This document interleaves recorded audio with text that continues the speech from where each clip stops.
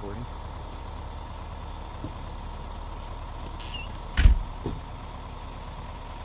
No worries. A little soft around. Water? Yep. Open. The sheds come out. I don't know how it's traveling.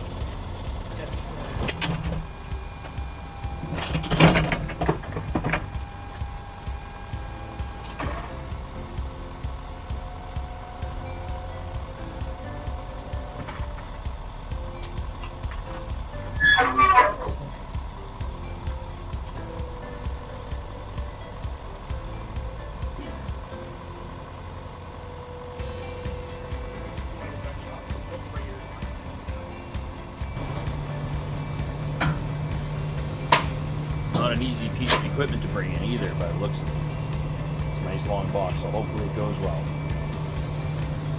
If not, it would make for an interesting video.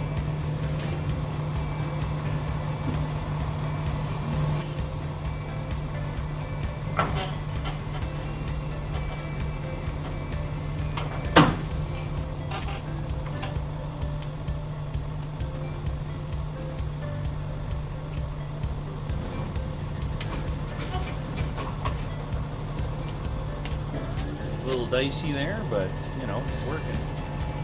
Soon it will make its landing.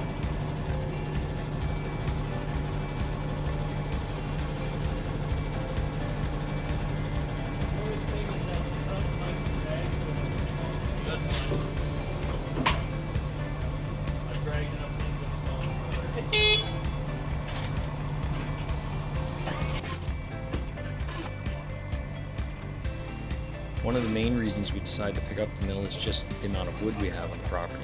A lot of it would normally just end up as firewood, but this gives us a way to turn it into something more useful. The plan we have is to start milling lumber for projects around the farm. You know, things like sheds, fencing, and whatever else we end up building here at Wellspring Acres.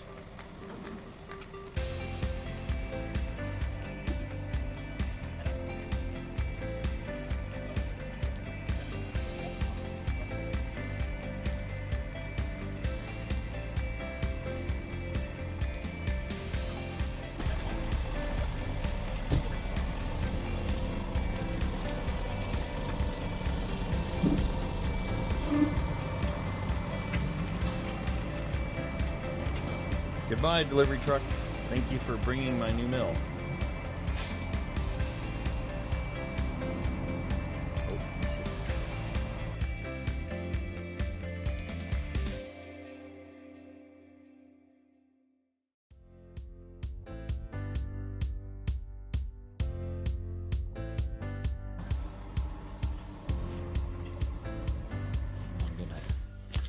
Okay, let's do a quick walk around what we got here. This is a Woodland Mills HM130MAX portable saw. I did buy one of their chippers. Fantastic piece of equipment, Canadian made, and they had a nice deal on. Very happy with this purchase. We got a lot of work ahead to do unboxing and putting it together, and I'll capture some video of that as well. So let's take a walk around. There's some additional pieces on top. I got the extension for this one. It adds another 6 feet to it. Instead of the standard, I think it's 10'6", it'll be able to handle a 16-foot log for cutting. 10 foot's great, but if you want to do 12-foot material, this will allow that. So, and some other components that go with it, some extra blades, some extra belts just in case. This is going to be my first time using this type of mill, so hopefully I don't make any errors, but it'll be a learning experience. I have used a mill before. I will link that video in on the bottom. Those are older videos, are from about 10 years ago. I milled a bunch of logs on the property, about 5,000 board feet, and was very happy with that. It had a good time to dry, and we started building some furniture out of it, some structures around here, and various things. So definitely worth the purchase. So there you have it.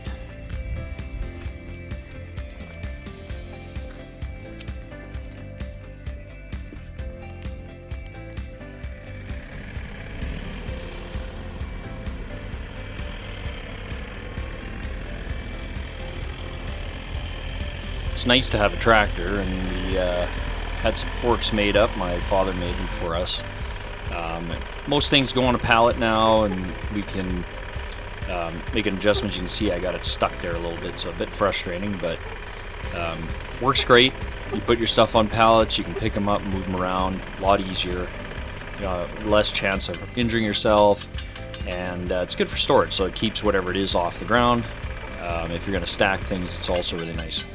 Now the pallets, I just picked them up at the local grocery store.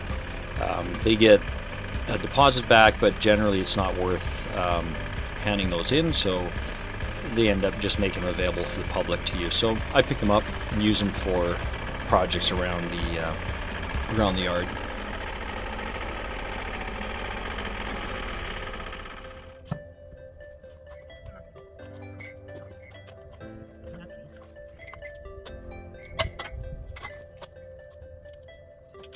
Okay, here we go.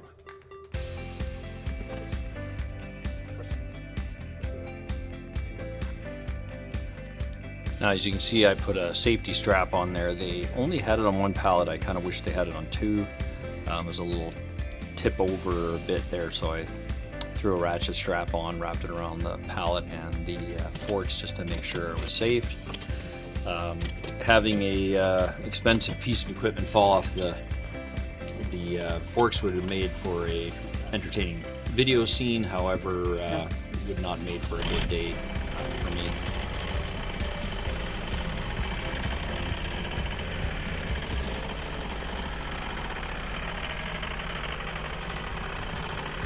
You see that device on the back of the tractor, probably catch a view of that. That's our log splitter.